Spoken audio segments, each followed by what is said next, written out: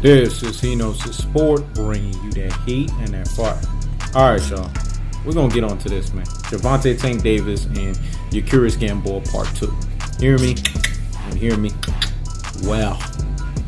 Like I said before, this fight right here is going to end in one way.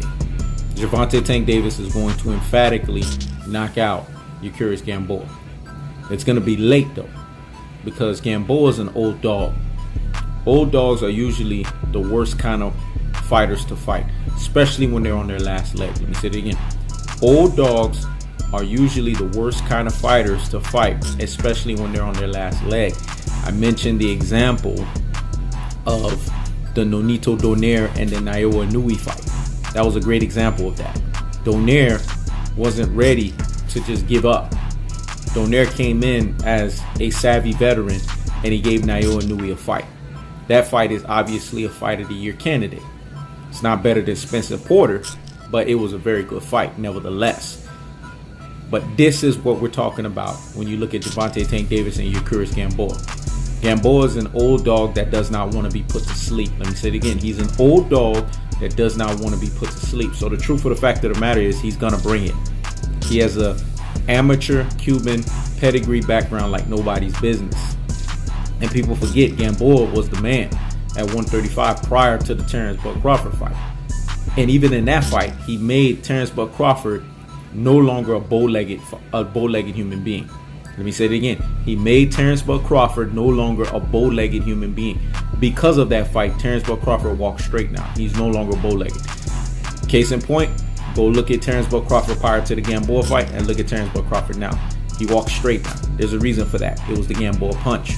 So Gamboa is a fighter that Gervonta Tank Davis is going to have to look out for and account for, because in fighting, they tell us this is the cardinal rule. This is the classic rule in boxing. Your power is the last thing to go. Let me say it again. Your power is the last thing to go. So Gervonta Tank Davis is going to have to use phonetic lateral movement, i.e. Bane and Batman style. He's going to have to move east and west. This is going to throw off Gamboa's ability to land a power shot. Because if Gervonta Tank Davis is constantly being elusive and basically doing what we call a pull counter, he's going to have to throw a lot of pull counter type of punches. He does this, then he's going to nullify, you know what I'm saying, Gamboa's power and thereby counter it. Pull counter is going to be effective. That's what he's going to have to go to be the go-to move in order for him to win the fight. Gervonta Tank Davis, I told you, he's the mini package. He's basically a Mighty Mouse. He's a combination of Mike Tyson meets Roy Jones Jr. So I expect the athleticism and the power to be there. Tank is one of those fighters that's a dog. People don't understand that. Tank has sparring wars like nobody's business, man. He works so hard in sparring and in training so that when he gets to the fight is usually easy work for him. Let me say it again. Tank usually works so hard in sparring and he's so hard in training that when he gets to the fight is usually easy for him. So I expect Tank Davis to knock out Gamboa. But this is going to be a late knockout because Tank Davis is going to have to take some time to systematically break down Gamboa, because Gamboa, like I said, is an old wounded dog that's not getting ready to go to sleep. He wants to prove something to the boxing world, and he wants to show that his career is not over yet. And last time I checked, Cuban fighters that usually have an amateur background pedigree, they come to fight. Ask the Erislan Dilars of the world. Ask the Luis Ortiz of the world. Ask the Guillermo Rigondeaux of the world. Ask the Yordenis Ugases of the world. They come to fight. Gamboa is no exception to that. He comes to fight. So people that's sitting here saying that, oh, this is just a tune-up fight. Oh, this is just a introduction fight to the weight class. No. This is a good step-up fight for Gervonta Tank Davis, because we're going to know where he's at. Because Gamboa is not no dud.